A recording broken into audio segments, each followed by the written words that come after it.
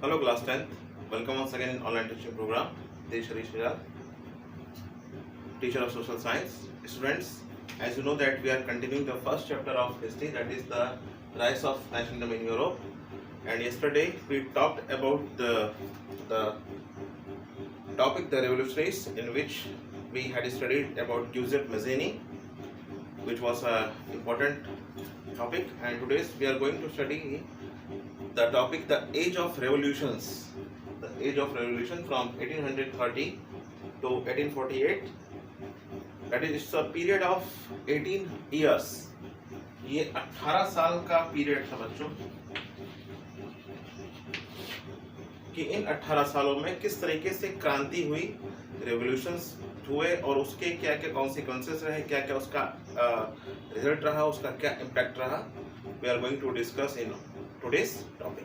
So let's begin from page number 13, the age of revolution, that is 1830 to 1848. As conservative regimes tried to consolidate their power, liberalism and nationalism came to be an increasingly associated with revolution in many regions of Europe, such as the Italian and German states. Conservatives ने क्या किया कि जब अपनी शक्ति को consolidate किया, मतलब उसको स्थापित करने की बात सोची, तो उसी समय लिबरल्स ने और नेशनलिस्ट ने, जो उदारवादी थे और जो राष्ट्रवादी थे, उन्होंने क्या किया कि जो अपना रेवोल्यूशन था उसको बढ़ा दिया. और वो यूरोप के काफ़ी सारे रीजन्स में, इसमें इटली था, जर्मनी था, काफ़ी फैल चुका था. The province of the Ottoman Empire, Ireland and Poland. और ये बच्चों फ्रांस के, Italy, Germany, Ottoman Empire, Ireland और पोलैंड तक पहुंच गया था. These revolutions were led by the liberal nationalists belonging to the educated middle class elite, among whom were professors, school teachers, clerks and members of the commercial middle classes. So this was very remarkable in that period कि in that revolutionary section, उस revolutionary section में जो nationalist थे, जो राष्ट्रवादी थे, उनमें किस किस क्लास के व्यक्ति शामिल थे. जो ये ग्रुप था, इसमें आपके प्रोफेसर्स थे, स्कूल टीचर्स थे, क्लर्क्स थे, members of commercial middle class. Means ये एक पढ़ा लिखा वर्ग था जो नेशनल रेवोल्यूशन या नेशनलिस्ट रेवोल्यूशनिस्ट के नाम से जाना जाता था, यानी राष्ट्रवादी क्रांतिकारी, जो एक राष्ट्र की कल्पना करना चाह रहे थे. Second paragraph.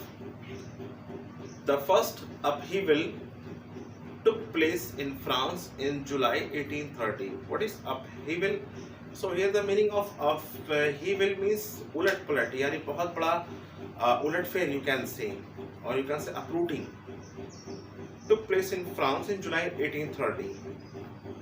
The Bourbon kings, who had been restored to power during the conservative reaction after 1815, were now overthrown by liberal revolutionaries who installed a constitutional monarchy with Louis Philippe at its head. So what happened in the 1830? 1830 में एक अपहेविल होता है, एक उलटफेर होता है, और बहुत ही बड़े पैमाने पर होता है. होता क्या है कि जो बर्बन फैमिली के किंग्स थे, जो 1815 में कंजर्वेटिव्स के रिएक्शन के बाद रिस्टोर किए गए थे, मतलब उनको फिर से सिंहासन पर बैठाया गया था, उन्हें क्या किया, हटा दिया गया, गद्दी से उतार दिया गया. और ये जो रेवोल्यूशन हुआ था, the revolution which was going on was leaded bye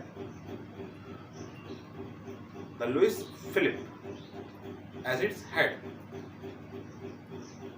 और उन रेवोल्यूशनरीज के खुद हेड कौन थे, लुइस फिलिप थे.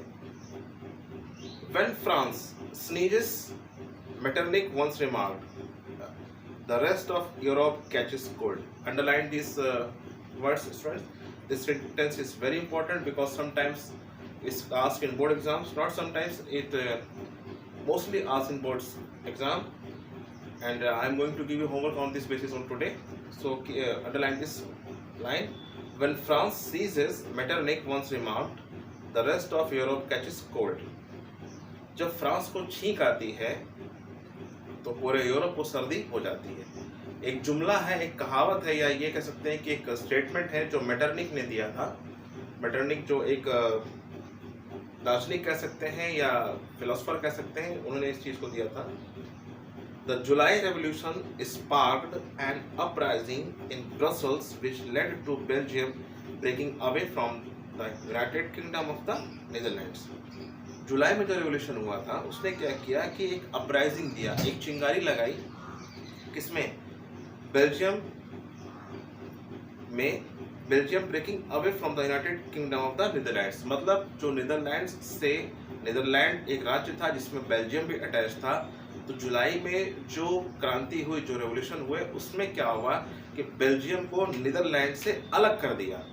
इस तरीके से ये एक रेवोल्यूशन ने बहुत ही बड़ा काम किया था। At event that mobilised nationalist feelings among the educated elite across Europe was the Greek War of Independence. An event that mobilized, अब ऐसी घटना जिसने क्या किया कि नेशनलिस्ट की जो फीलिंग थी उसको एलाइट वर्ग, एलाइट मीन्स यहाँ पे बच्चों आप ये देख लीजिए ELITE, एलाइट मीन्स होता है पढ़ा लिखा यानी प्रकाशवान। अगर हम इस वर्ड की एक्सप्लेनेशन करेंगे, इस वर्ड को एक्सप्लेन करेंगे तो एलाइट मीन्स होता है प्रकाशवान। सो प्रकाशवान मतलब होता है a person who is knowledgeable and who has knowledge. So this group is belongs to the teachers, the schoolmasters, the professors and the little persons of middle class families. तो इसका मतलब ये होता है कि पढ़े लिखे लोगों से संबंधित था। Greece had been part of the Ottoman Empire since the 15th century. अब ग्रीस जो है ऑटोमन एम्पायर का एक पार्ट था, अंग था। The growth of revolutionary nationalism in Europe is part of a struggle for independence among the Greeks which began in 1821. अब क्या हुआ कि 1821 में भी एक चिंगारी बढ़ गई जिसने ग्रीस को ऑटोमन एम्पायर से अलग होने के लिए प्रेरित किया। Nationalists in Greece got support from other Greeks living in exile. अब जो नेशनलिस्ट थे, जो राष्ट्रवादी थे, उनको सपोर्ट मिला उन लोगों से जिन्हें दरबदर कर दिया गया था या देश निकाला दे दिया गया था, वो इस क्रांति में ग्रीस के साथ आ गए। And also from many west Europeans who had sympathised for Asian Greek culture, और उनका भी उनको सपोर्ट प्राप्त हो गया। जो एशियन ग्रीक कल्चर है, जो ग्रीस में पहले की सभ्यता थी, उसको जो सपोर्ट करते थे, उनका भी इनको सपोर्ट मिल गया। यानी कि जो ऑटोमन एम्पायर में ग्रीस के लोगों को देश निकाला दे दिया गया था उनको, प्लस वो लोग जो बाहर रह रहे थे और ग्रीस को सपोर्ट कर रहे थे वो, प्लस थर्ड जो नेशनलिस्ट थे, जो ग्रीस को ऑटोमन एम्पायर से अलग होकर के एक स्वतंत्र राष्ट्र देखना चाहते थे, इन तीन लोगों का सपोर्ट ग्रीस को मिला।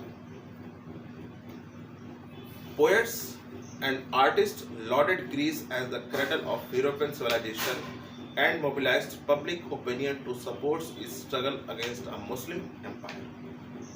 और बच्चों ये ऑटोमन एम्पायर था, ये मुस्लिम शासक था, मुस्लिम शासन था, एक्चुअली तुर्की से बिलोंग करता था। और उस समय के जो पोएट्स थे, जो कवि थे और जो कलाकार थे, उन्होंने क्या किया कि ग्रीस का इतना महिमा मंडन किया अपनी कविताओं के जरिए, अपनी पेंटिंग्स के जरिए, कि उसको जो ऑटोमन एम्पायर था यानी कि जो मुस्लिम रूल था, मुस्लिम शासन था, उससे अलग होने के लिए प्रेरित किया। जैसे इस प्रकार की कविताएं रची गई कि लोगों में एक उत्साह आ जाए, एक एनर्जी आ जाए, ताकि वो क्या करे कि अपने देश को ऑटोमन एम्पायर से अलग करने के लिए प्रेरित हो और काम करना शुरू कर दे। The English poet Lord Byron organised funds and later went to fight in the war. यहाँ तक कि एक इंग्लिश कवि थे लॉर्ड बायरन, जिनको कहा जाता है, जिनकी कविताएं काफ़ी फेमस थी और आज भी आप इंग्लिश लिटरेचर में पढ़ेंगे। जब आप PA वगैरह में जाएंगे तो then you will get the poems of Lord Byron. तो लॉर्ड बायरन ने क्या किया, उन्होंने फंड्स इकट्ठा किए और वो खुद लड़ाई पे गए। Went to fight in the war where he died of fever in 1824, जहाँ पर बुखार से उनकी मृत्यु हो गई। फाइनली लास्ट में द ट्रीटी ऑफ कैस्टेंटिपोल, ये वर्ड है, इसको कैस्टेंटिपोल पढ़ते हैं और हिंदी में इसको कुस्तुनतुनिया बोलते हैं। ये एक ऑटोमन एम्पायर का बहुत इंपॉर्टेंट राज्य था। तो finally the treaty of Constantinople of 1832 reorganise Greece as an independent nation. तो इतनी सारी प्रोटेस्ट के बाद, इतने सारे रेवोल्यूशंस के बाद, इतने सारे लोगों के बलिदान के बाद फाइनली क्या होता है, 1832 में ग्रीस को एक स्वतंत्र राष्ट्र की उपाधि मिलती है, या ग्रीस जो है उस ओटोमन एम्पायर या तुर्किश एम्पायर से अलग होता है। So this was all about today's topic, that age of revolution from 1830 to 48, and this will be continuing. And in this section we had note about the Greece revolution कि Greece ने किस तरीके से अपने आप को ओटोमन एम्पायर से मुक्त किया। So today what you have to do, students, here is a word: when France sneezes, the rest of Europe catches.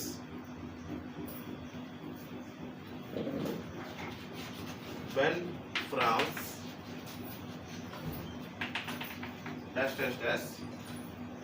cold.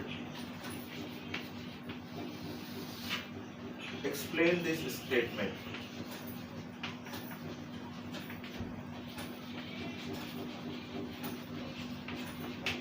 इस स्टेटमेंट को आपको एक्सप्लेन करना है, और एक्सप्लेन करने में क्या आप लिखेंगे, आपको लिखना है कि ये क्या इसके द्वारा कहा गया, इसका क्या कॉन्सिक्वेंसेस है, और आपको ये बताना है कि किस तरह से जब कोई चीज़ फ्रांस में घटित होती है तो उसका असर जो है पूरे यूरोप में आता है। So this is all about today's video, students. Thank you for watching and listening. Stay home, stay safe.